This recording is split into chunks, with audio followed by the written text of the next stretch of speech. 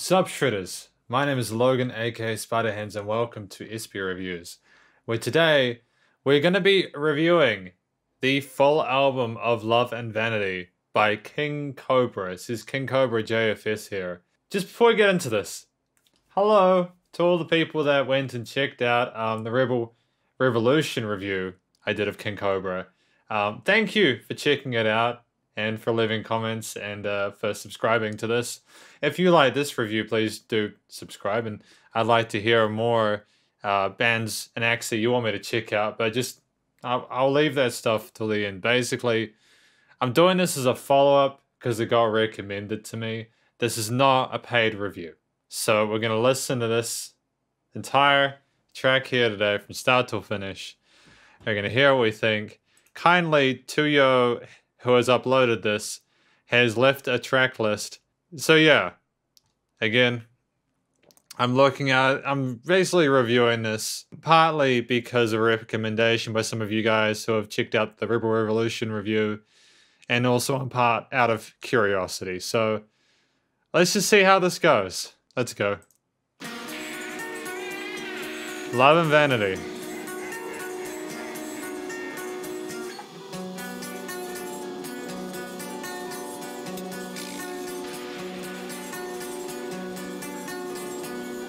Hang on, I know what I can do, right? I can put this in theater mode, right?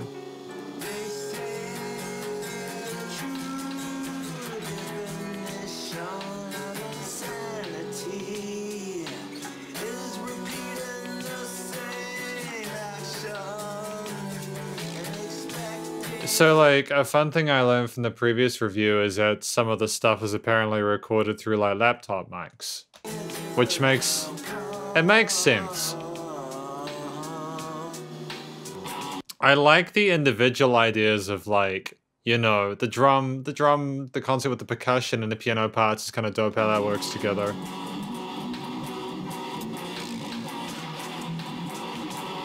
I'm not sure if the guitar parts are working together very well with the drums. I don't know if they're in the same tempo or time signature.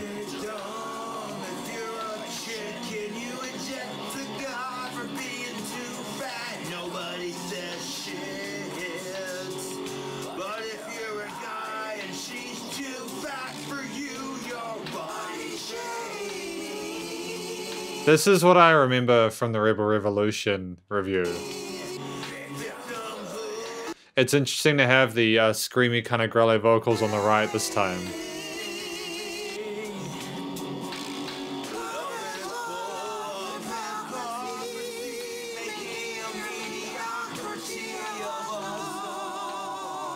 Oh, we got the really high-pitched vocals as well. I kind of missed this. From Rebel Revolution. So this is a 5-minute track. There is also the acoustic version in here at the 5-minute 41 mark. I wonder what kind of amplifier he is using for those distorted kind of rhythm riffs.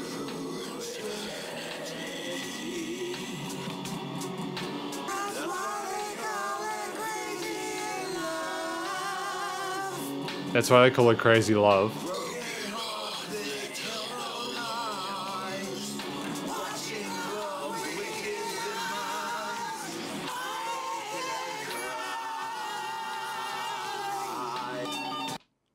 Wait, no.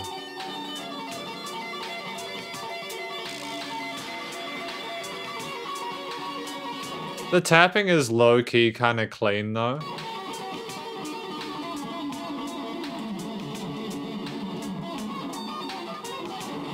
Okay, that part was maybe not as clean, but that's alright. I want to understand what the thought process was behind, you know, how we have these guitar parts and then we have the drums. Are we recording with the drums kept in mind? And then we have a glockenspiel or whatever that is. Is that a glockenspiel? Like, that kind of sound there.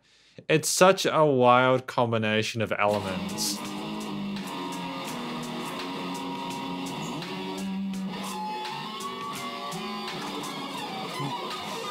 Love and Vanity, man. Is that just like a gunshot as well? I can't like, I listened to the Noon Factoring the other day, and now it's some really crazy cybergrind stuff. But these, they're, you know.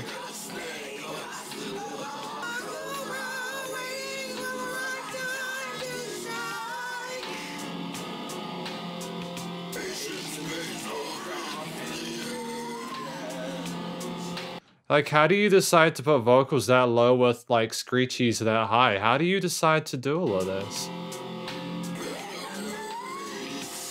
Like, and what's kind of interesting to me, and again, I'm not really being overly critical, I'm just got a lot of questions. Like, we've got the vocals in the center, and then we've mostly got the scrallies in the right side. But there's nothing really happening on the pan hard left. With the bum bum bum bum bum bum. And we've got that piano line occurring throughout. Is that like the main theme of the song? How does the guitar interact with that theme?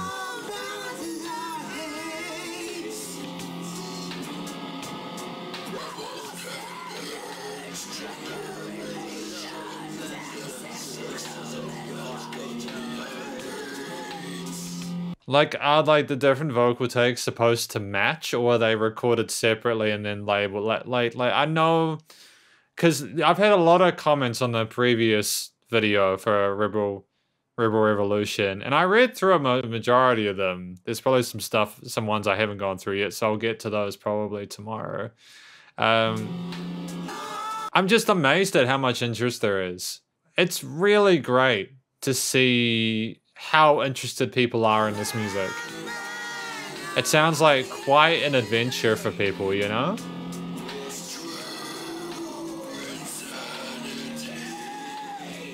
True insanity.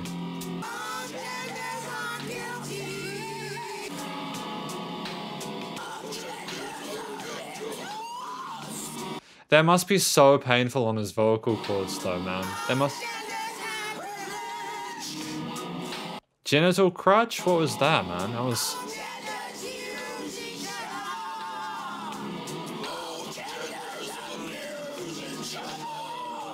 Oh, all genders abuse each other.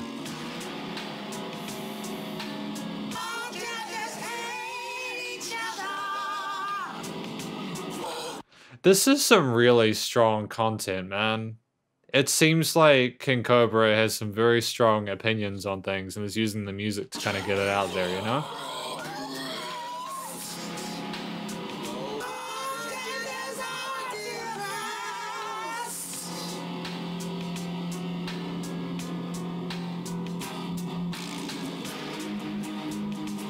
I'm not sure what the gunshots have to do with anything, though.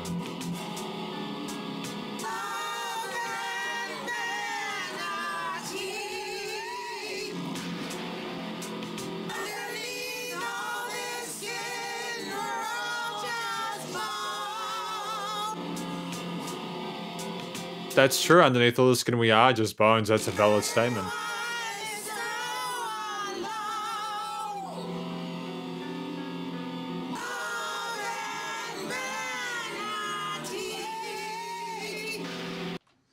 And we have these gunshots that are very poignant with the end of each of these vocal runs. Like, there was careful consideration putting into where those go. I don't know how you do an acoustic cover. How would you do an acoustic cover of this? Like, I'm serious, because we've got the acoustic cover next.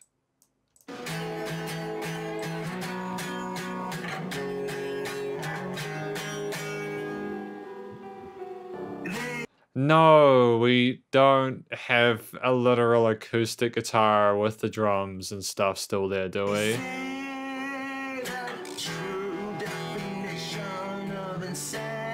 No way, dude. No. Because I don't actually mind his clean voice that much.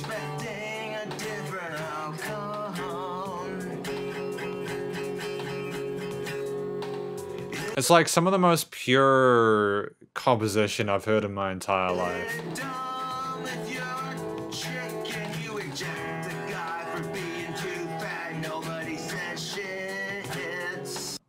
Wow, okay.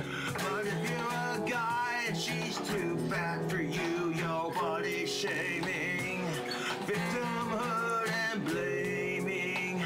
Love is full of hypocrisy. Cause like I'm assuming that King Cobra, like either he's like written these drum parts and the piano bits himself. And again, I know people have explained this to me. This is a different project, so this might be different for this one. This sort of musical, sort of like piano and kind of kick, sort of percussion thing. He would have had to give either, you know, bought that or downloaded it or made that. And like, if he's able to put the piano and drums together like that, I've just got questions, man.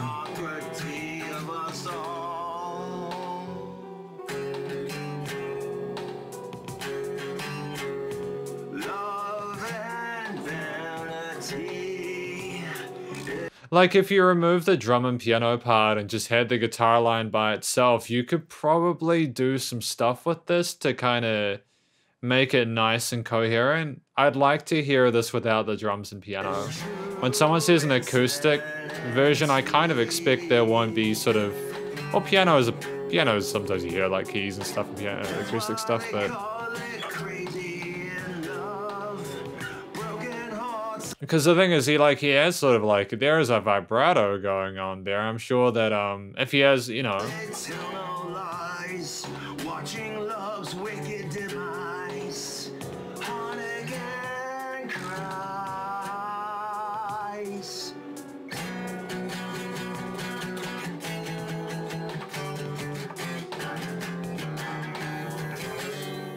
because like there are some guitar, like I'm a guitar teacher, right? I've been teaching guitar for 10 years, and I know that there is like some of the cleanness, the solo, the tapping and stuff. Like there is a bit of technique involved here. A cobra waiting for the right time to strike. Patience pays off in the end.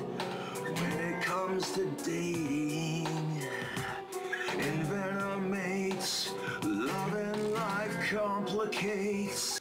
So is this like basically about the struggle of trying to find someone that you can have a relationship with and the double standards between genders and stuff? Is that effectively what this is about? Love balances out hate, double standards, gender relations, and I'm kind of glad I got to listen to the acoustic version because I didn't really get half of this in the previous performance. have got me. That's kind of the issue, like sometimes if you have too many like vocal layers in your recording, if King Cobra was watching this, sometimes having like, you know, like you go, either you have all of your vocal layers completely locked in time with each other in terms of the pronunciation of different syllables and stuff, or you just have like a couple of layers and one's kind of more like a pad kind of thing.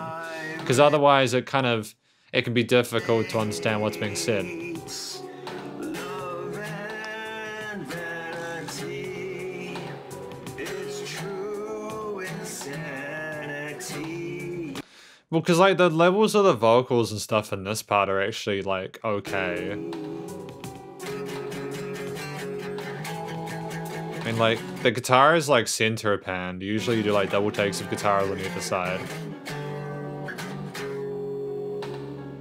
Both genders are guilty, both genders are victims, both genders have privilege, both genders use each other, both genders are...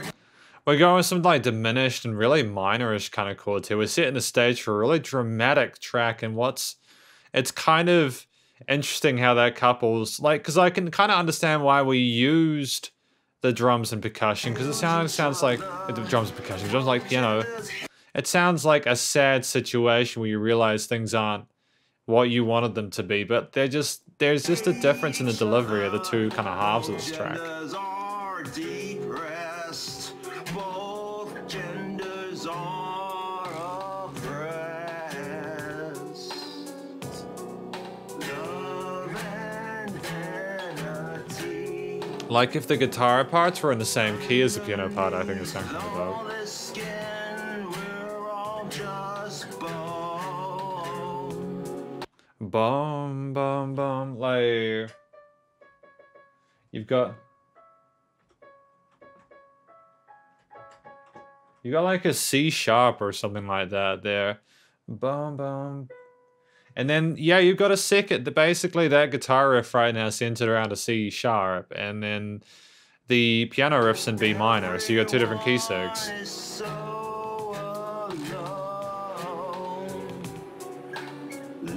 If you like put the guitar part down a half step, or if you put the piano part up a step, guitar down a step or piano up a step, that'd be a similar key signature, and that would probably work a lot better.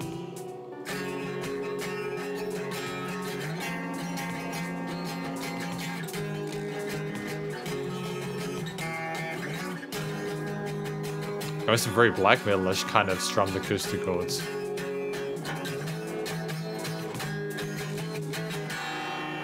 Ooh.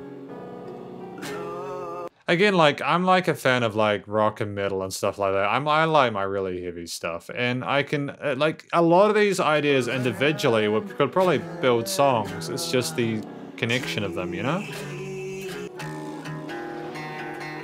Sorry, what happened there?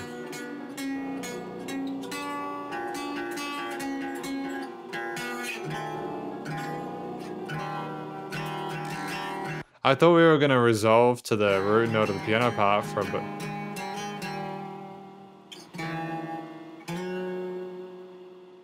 Love and Vanity. Oh, damn, man. Oh, he ended up resolving the melody there at the end. That's good. Love's Pain.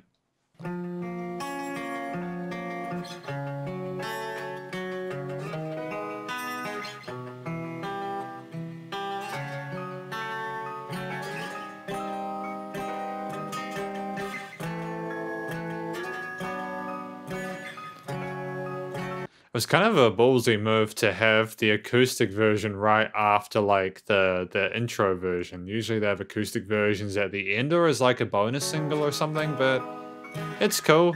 I understand. It kind of makes sense. You get to compare the two versions directly. Makes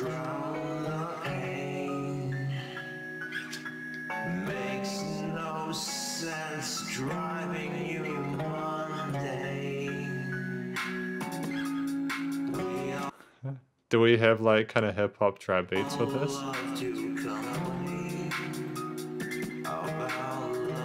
Wow.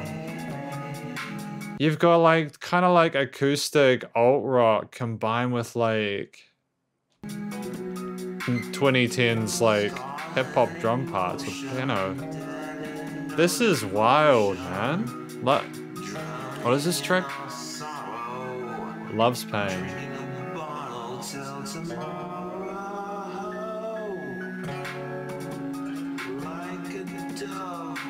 Because that's the thing, I think there's a bit of reverb on his vocal chain.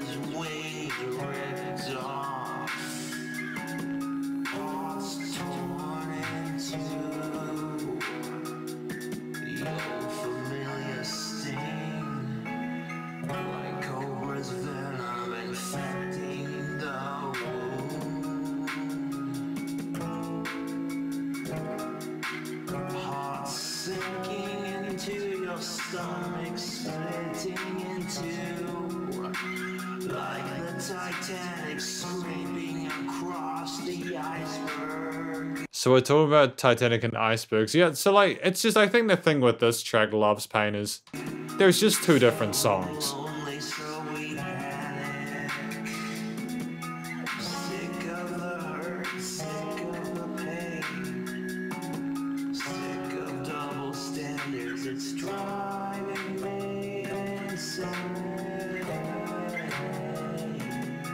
The problem, the kind of the sad thing about this is that, you know, King Cobra genuinely sounds like he's struggling. He sounds like he's having a really horrendous time with the situation. With like Love and Vanity, he's just equating everyone as being miserable. You know, like to me, this stuff is kind of like a cry for help, man. you know, like, I was around with all the emo stuff in the mid-2000s, right? This is, like, very familiar with me. A lot of this imagery was huge around that time, you know? And there was a lot of people making music like that. So, like, this isn't maybe as strange to me as it is for people nowadays who are sort of, like, maybe not 30, who are, like, maybe 10 years younger, who, like, grew up with music in the 2010s. Who, like, well, a lot of people, like, the equivalent kind of popular metal for the most part was either, like, I don't know, man. There's so much music nowadays that I don't think that you really had a set genre that was really massive in the 2010s. Like, in terms of the metal stuff anyways. There's so much metal nowadays, it's wild.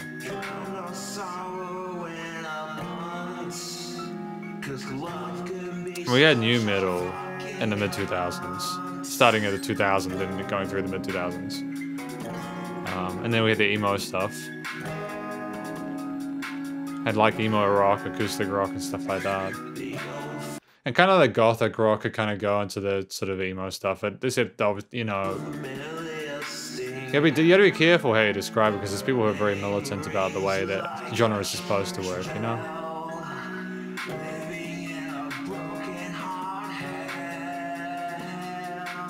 I don't really know how to grade this song. Like, it's clear to me that the drum parts and the percussion and the backing track to the guitars and the vocals is inherently different to it. I'm not sure if I should be reading too much into the connection between the two. Like, are we talking about, like, maybe I'm going a bit too deep into this. Is this meant to represent a complete sort of loss of sense of self that he doesn't know who he is anymore?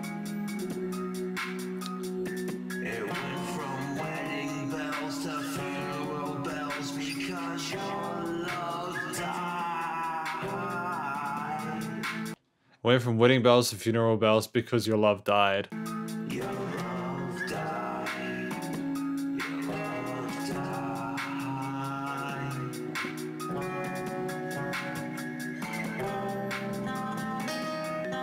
I mean, like, to hand it to King Cobra, that evokes very powerful imagery, doesn't it? I can kinda understand how the guitar reflects a bit of the lyrics. The guitar is very sort of like dramatic and this sort of like melody that's going here.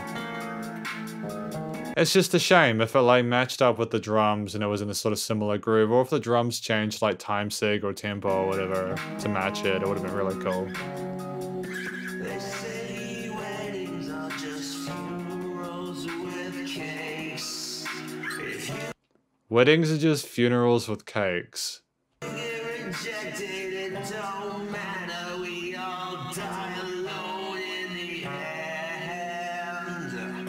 That's wild, man. That's the bitter truth of life. It sticks you like a sharp knife. Cuts you deep, darkest cheek. Trust again to make that leap. They call it falling in love, 'cause falling hurts. It's only like a little bit jarring when you have the chromatic, the semitonal differences between the guitar parts and like the harmony and the backing track.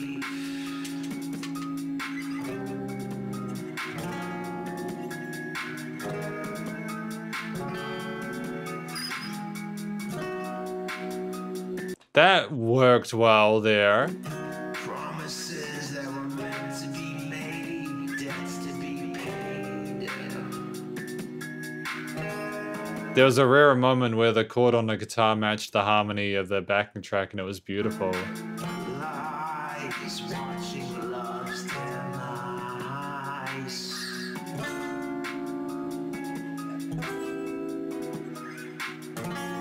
We are not finishing it on this, are we? What are we finishing it on?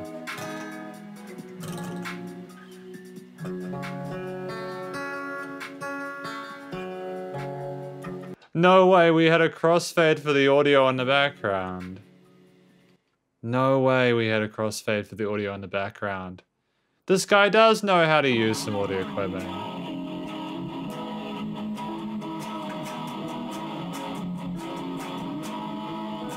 I wonder what kind of amp that is.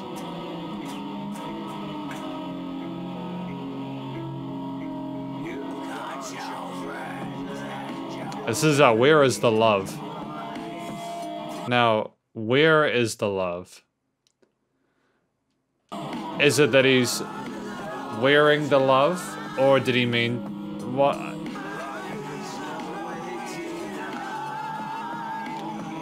Oh, the clothes.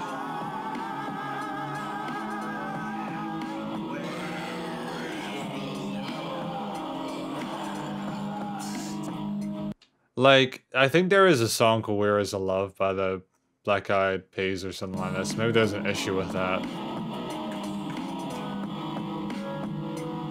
I guess you can wear your heart on your sleeve, right?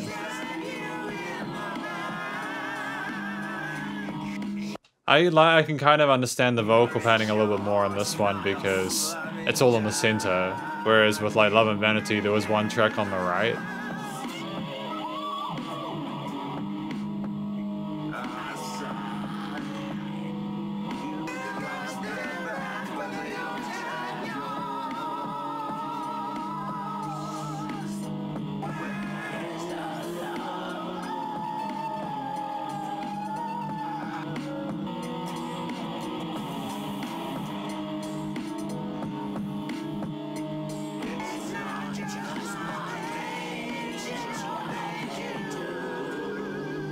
So this is what I mean, with the acoustic version of Love and Vanity, you could hear the single kind of vocal take. You could have had some harmonized vocals in there, I suppose, but you could hear very easily what the lyrics were. This one's a bit trickier because you got so many different vocal layers.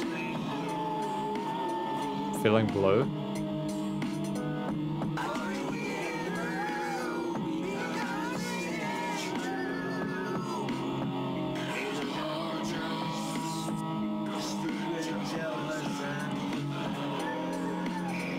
I like that we take turns between the really high-pitched kind of squealies and then like the growls at the bottom. Like one section will be like, or two or three will be the high-pitched stuff. And then, that kind of stuff there. Solo!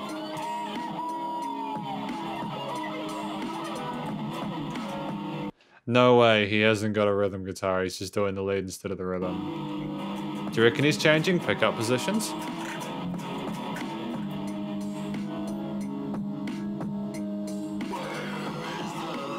No, not that you need to. It can be helpful though, because usually the bridge pickup is a bit more kind of MIDI kind of, you know.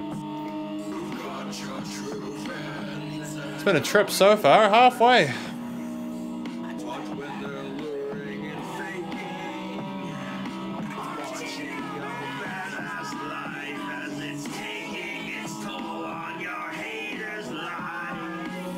Haters life?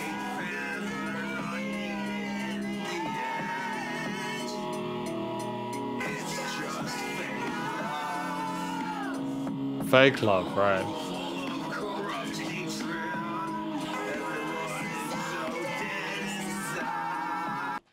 Yeah, no, this is going for that real sort of extreme kind of nihilism. Not everything is bad, nothing is good. There's no point, nothing is different, everything is the same, everything is bad kind of vibe from this.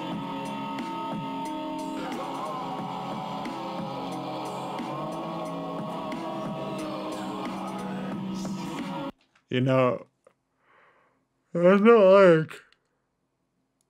not like bored or anything, I'm just tired. Just a bit tired.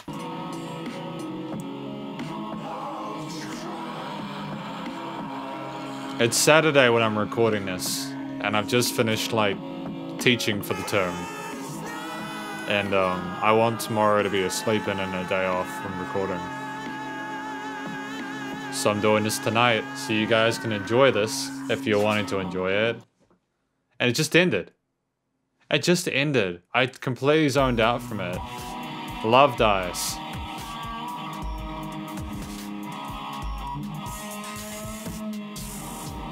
No, we're not doing this. one of my pet peeves, right, is like when people put a backing track to something and then they suddenly switch the tempo or something like that before you even really gotten into the main groove of it.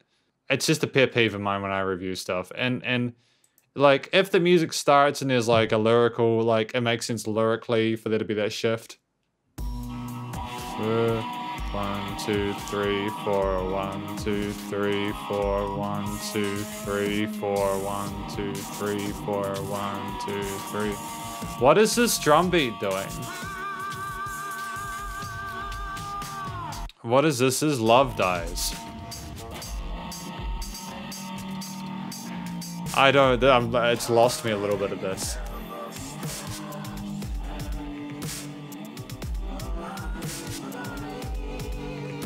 So I think the issue here is that we've now got the drums that are quite loud in the mix, and now they're kind of pumping above the guitar parts.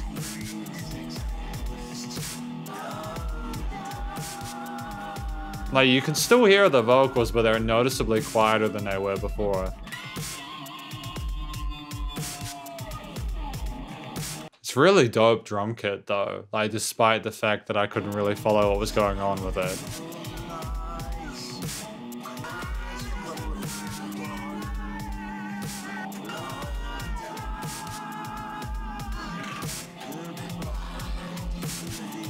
We're back with those vocals in the right again.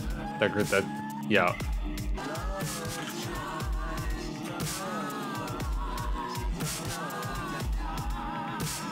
It would have been really cool if we'd had like 2 vocals on either side, you know, like to have the real growly, the intensity there showcased, you know? Usually when people put vocals on the right of a stereo field, it's for a specific reason. But I don't know how that connects to Love Dies.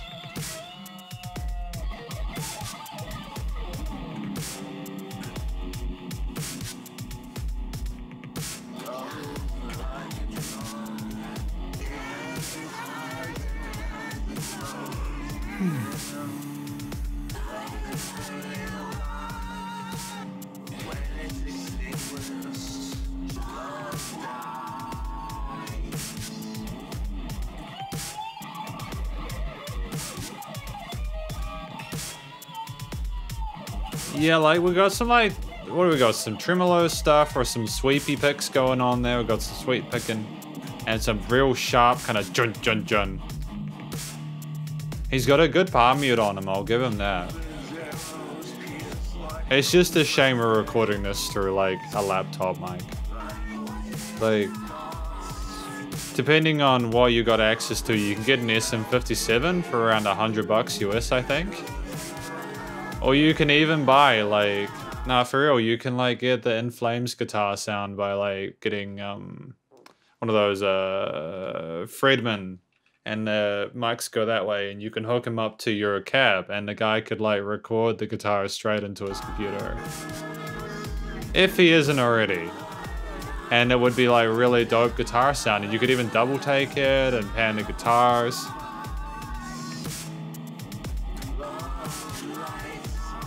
Because like the problem with having the guitar in the center of the mix is that it's kind of in a similar frequency range to the vocals. So what you have is you have the vocals and the guitar competing for attention. And now you've also got the kick and the snare, which are quite loud in the mix, competing for attention.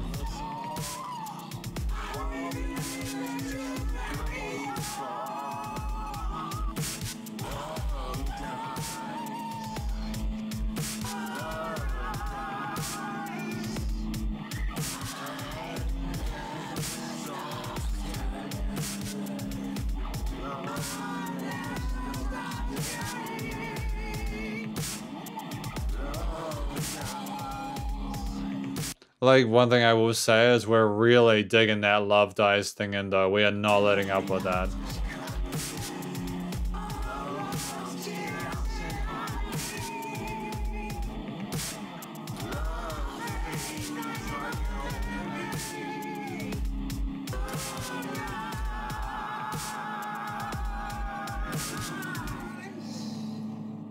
And that was it. That was Love Dies. I mean, okay.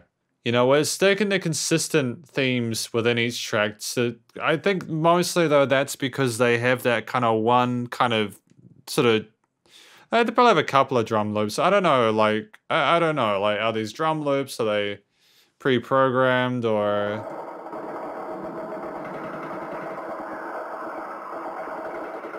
This is Love and War. Like, this is creative. No way. No way. Please do not tell me. Please. Please do not tell me that we are recording the samples of the gunfire and the war foley through the laptop mic. Guys, is this what's happening right now? No, surely this must have been put into the audio software that he was using. Surely this is stuff. Surely this is not.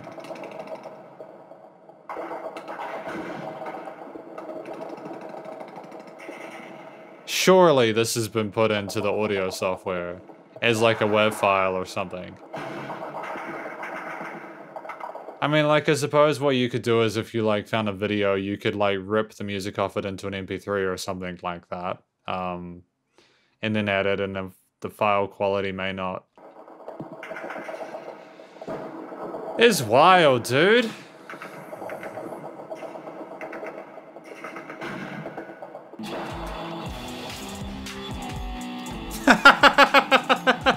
Okay.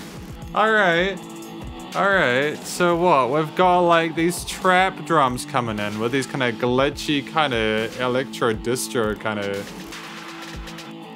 Wow, no, dude. No way is this a thing. Wow. I don't know what...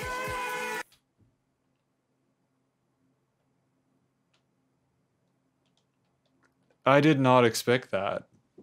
I don't know why I didn't expect that, but it's a thing. No way. What is this called? Love and War. Okay, to hand it to King Cobra, we had the foley of the machine guns and stuff and the guns on the battlefield. You know, that makes sense. It makes sense. It's true. The percussion is so manic here, man.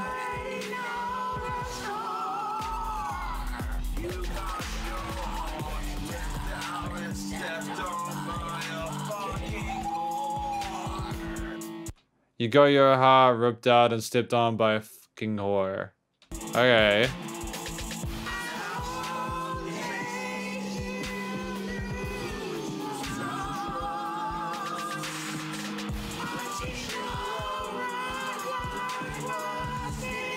I'm gonna need a cigarette after this, man. I don't even smoke.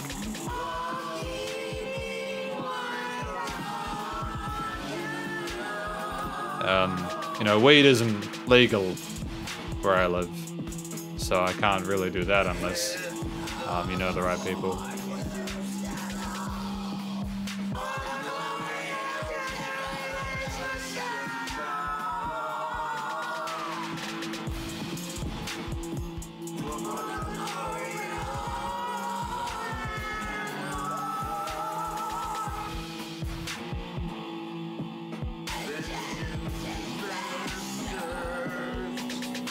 The reason, like, I responded so, like, well to Love and Vanity, the acoustic covers, because I could tell what was going on.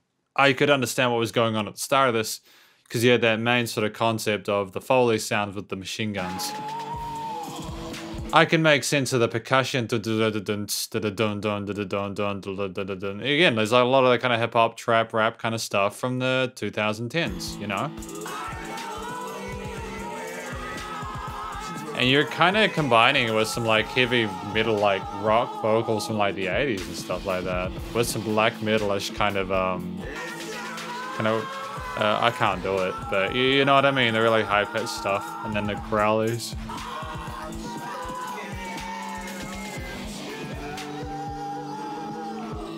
It's wild, man. I've just got so many unanswered questions.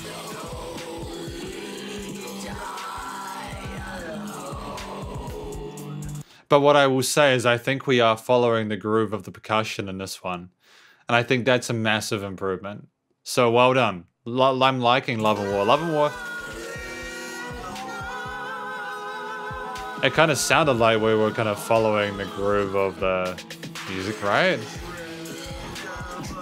I think we are in this one. I think we are kind of following with the 4-bar thing and we're sequencing the rhythms with the drums in a way that makes sense.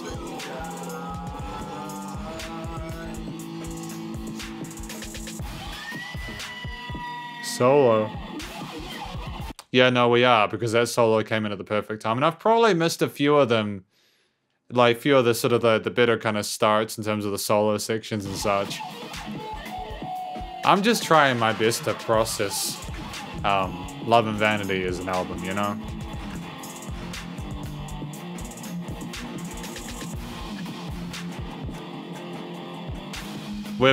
We have, you know, like, I suppose maybe you could argue that it's still in there because as long as you finish this kind of rhythm run when...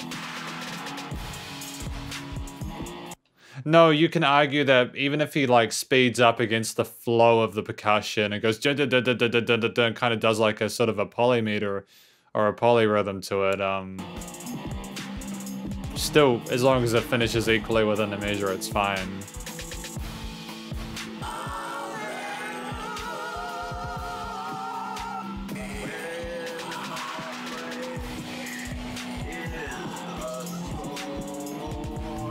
You know, like when King Cobra does all these vocal like, what is the methodology or the aim of it?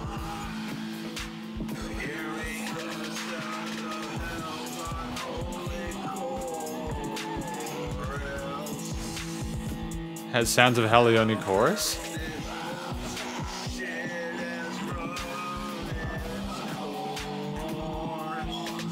Bullshit on its course. Okay.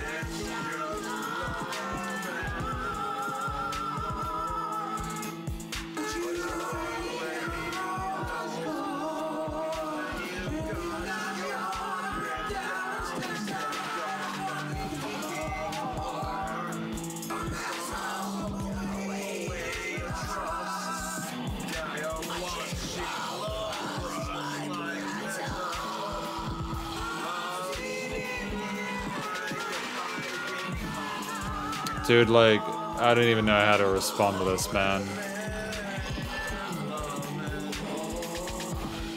Oh, I'm getting I think I'm getting a headache from this.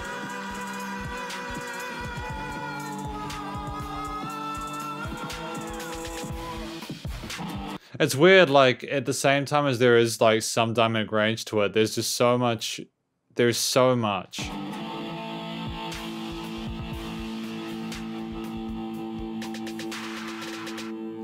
Like, I can understand the sort of, like, the love is a battlefield kind of thing, because who hasn't heard a song where they talk about how love is a battlefield? You know, like, love's tricky, man.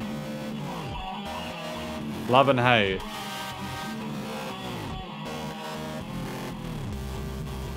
Like, this kind of synthy electro kind of vibe, this kind of greasy kind of, is gorgeous. I love it.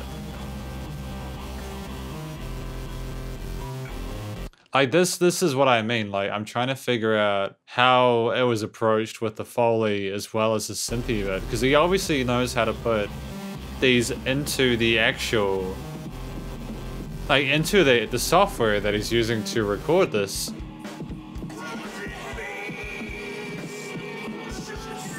So, like, was the synth put in as a part, and then did he... I don't know, man. This is wild, dude. Was it a plugin or something?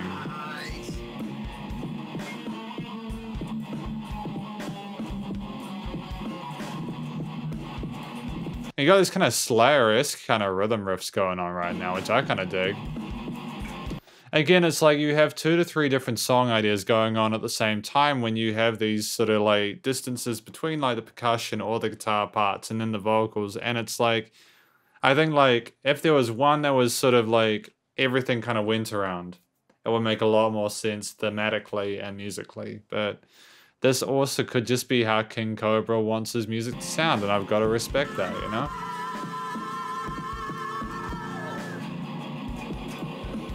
Because if everybody wrote music the same, you know.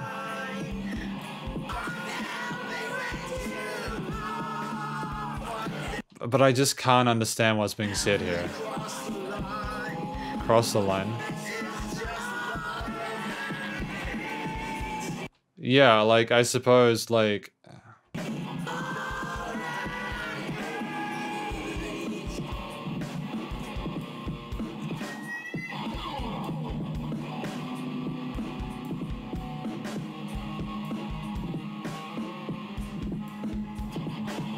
I don't get it. Like, I can hear snare sounds, and then some of the snare sounds are quiet, and then suddenly they sound a whole lot more fresh. Had there been more than one sample put in?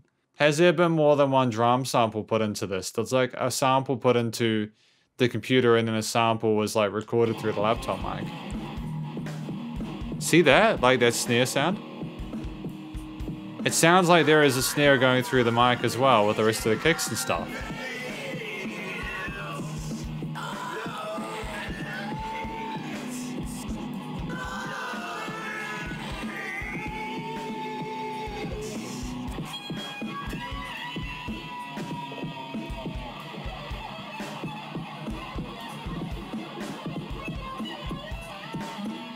You know, usually when people play a guitar solo, they're like trying to tell a story with it. Either it riffs off the main... Like, I teach people how to write guitar solos.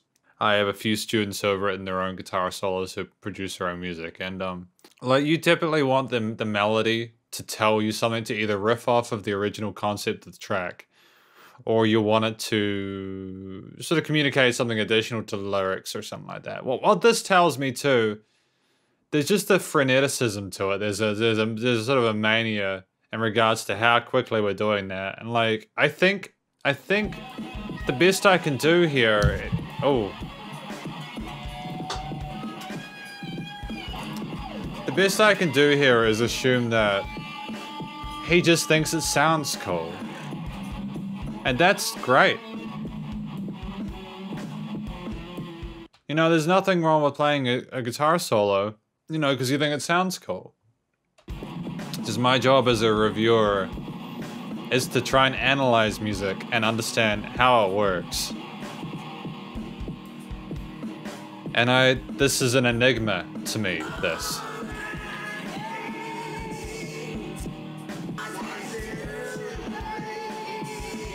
Like, I get the concepts on their own. I understand the lyrics on their own. I understand that this is a stylistic choice of King Cobra's to do this intensity and the multiple vocal layers. It is something that when I listen to him, to King Cobra's credit, I instantly know it's King Cobra, because I've never heard another vocalist do that before. It's very unique. Again, I've reviewed like over 1,500 songs in my time as a music reviewer over the past year and a bit, and I've never heard anything like this before. It's wild, dude.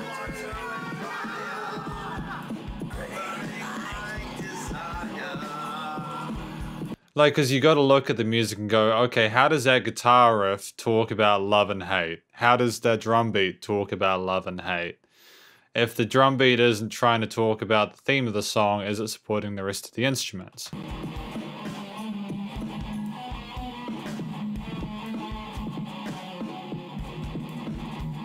And drums are surprisingly, like, they're very good at communicating things, you know, like, if he was doing, like fast kicks, like, or like blast beats or something, or like really thundering kind of like fills or something like that, like a boom, boom, on the floor toms or whatever. Or if he had like a really slow breakdown, or like a really fast, you know what I mean? Like, there's things you can do to illustrate different emotions. Or you can do the opposite of those things to do the opposite, you know? There's like a big old gap between the extremes, and...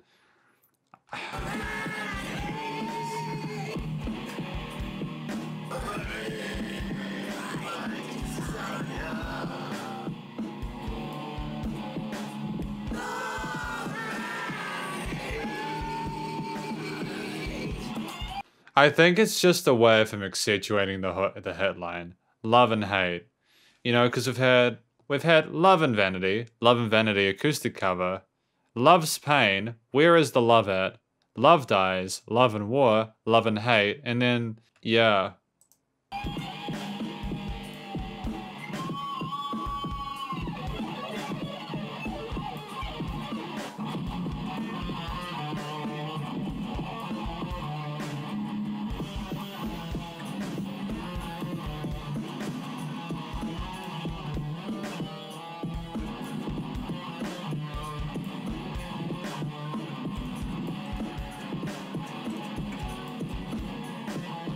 Hang on a minute, just let me just double check something real quick. Does it sound like better through this?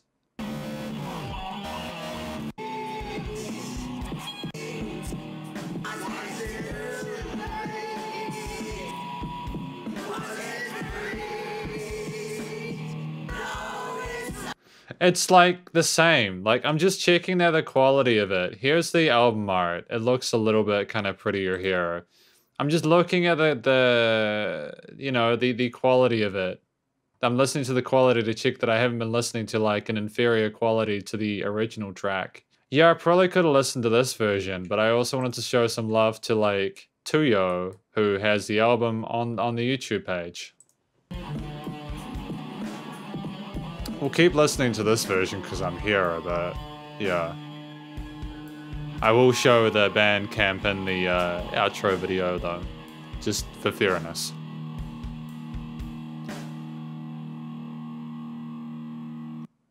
And then we just have Love and Hate. No, we don't. We have Fuck Rape.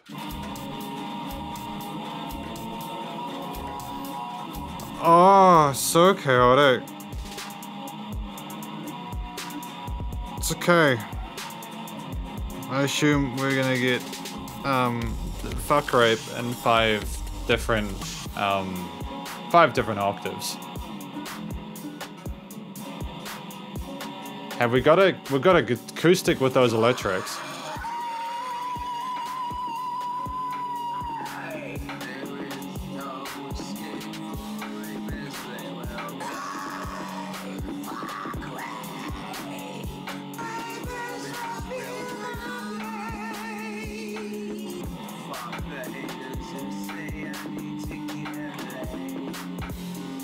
Fuck the haters. I think this is really worth noting. Like, no matter what you think about this guy, like, he made something.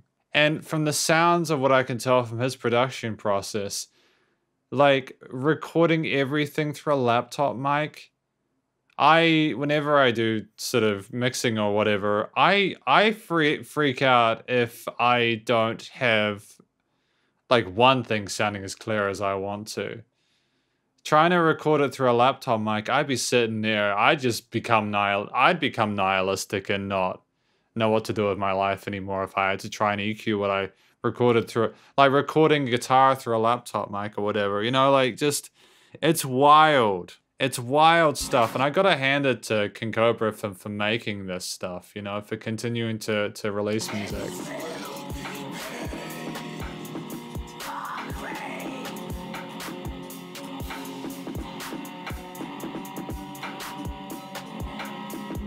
I mean, like, he said it. Fuck rape. He said it now. Yep.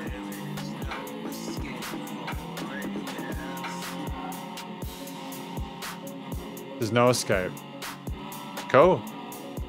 The music sounds like it's the end of the road, to be fair.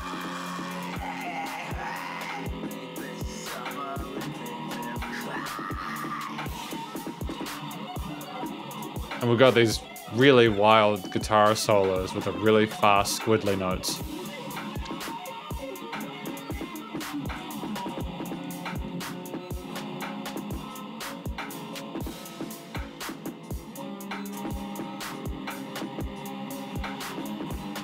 Okay.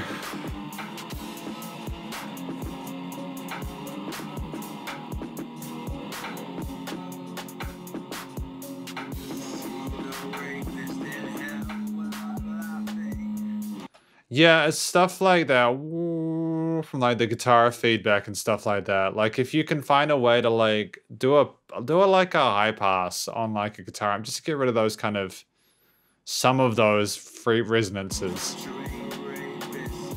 But there could also be a lot of compression on a guitar amp. I don't know, man.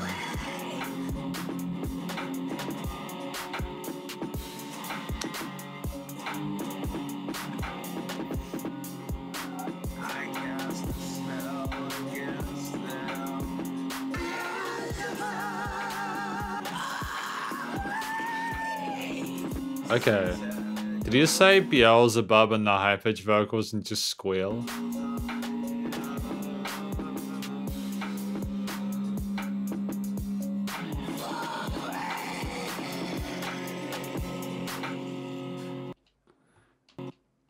Okay, that was it. That is Love and Vanity, the full album. We are done. We are done. Let's talk about this. I'm going to turn on my camera so I can record this. I'm not going to pretend that it had the initial impact that the Rebel Revolution had on me, because in many respects, Love and Vanity is similar to the sound of Rebel Revolution.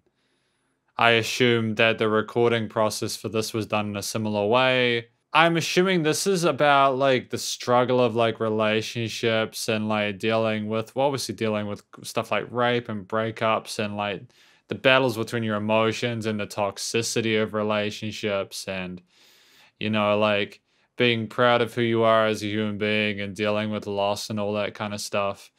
I'm gonna go to the death tapes page. Just, you know, special thanks to Tuyo who posted it on his YouTube. But just so people who like, you know, people who are interested in this can look at this.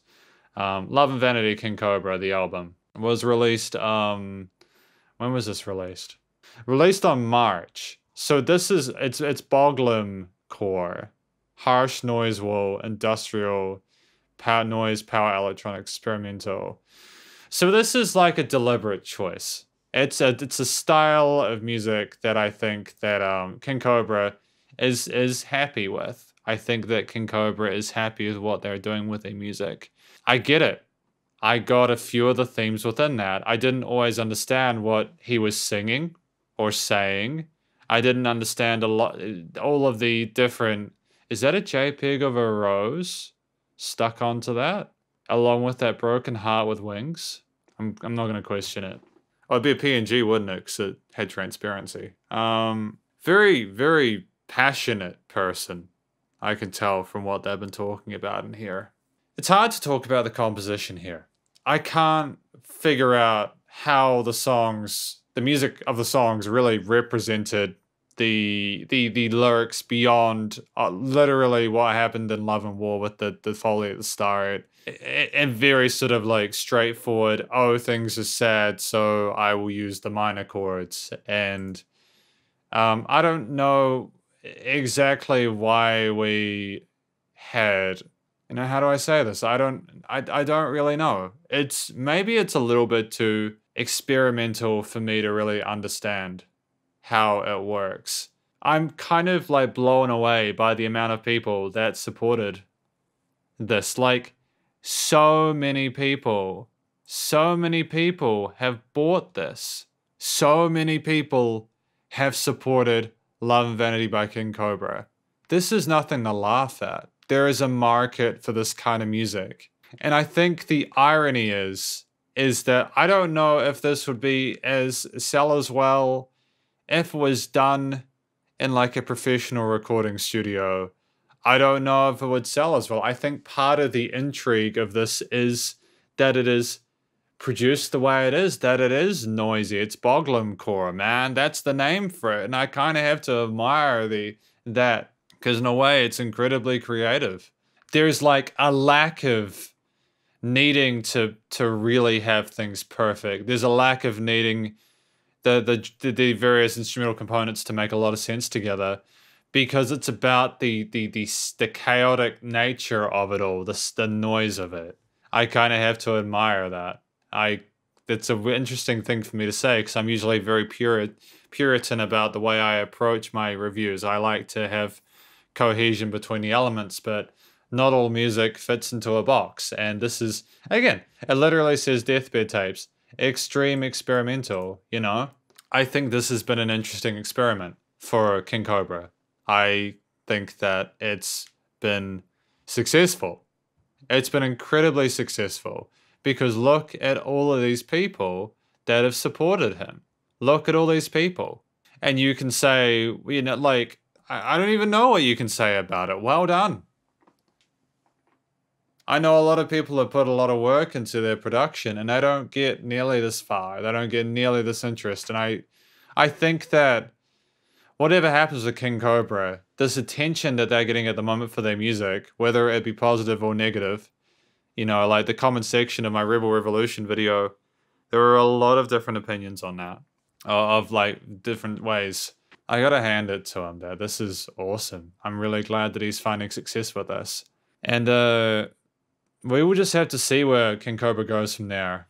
Now that I sort of understand how the production process worked, that this is deliberately experimental, that this is not meant to fit within the realms, I guess it kind of removes my ability to really review it, right? Because when you review something, you're trying to sort of have a goalpost or like some sort of way of judging it.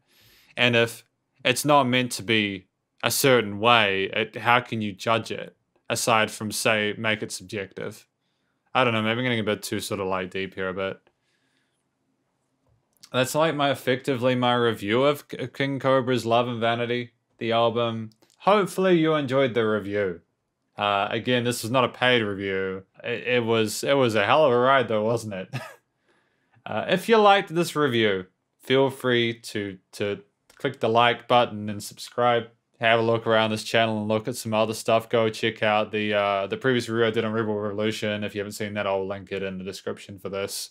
Also, I released a Patreon recently where basically if you sign up to it, like for $12 per month, you can have like your own custom music review. So it can be literally anything you want me to check out and I'll get it done.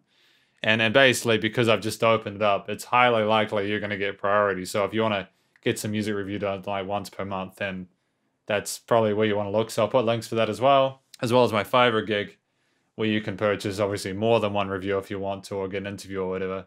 Just as a closing comment, I want to be transparent and say I've reviewed artists that create experimental music before. It's not like this is a new thing totally. I've listened to music which has not made sense before, and part of the beauty of it is that it doesn't need to. The listener isn't obligated to understand it. It's just, I really hope that like we could just like if King Cobra watches this, that when they see it, that they'll be like, oh, you know, he wasn't saying that stuff to be a dick. It's because he genuinely doesn't understand why that's a thing. And I understand there's like a point where it's like, yeah, it's the genre to do this. You know, as musicians, we always want to try and improve. Even if something ain't broken, it's good to develop ourselves as musicians and to try new things and to try and improve the style we got. And who knows what Boglimcore will become if we continue to push ourselves further and try and improve it. But anyways, I'm going to go. I've said everything I wanted to say. Stay cool, stay safe. Remember, support your local musicians and artists at this point in time. It's need to help more than know with all the crazy stuff going on. Again, link, go check out Deathbed Tapes, King Cobra's stuff. And thanks to Tuyo on YouTube for that, for us allowing them. Because that's how I found this. Love and Vanity. I searched it on YouTube. See you later.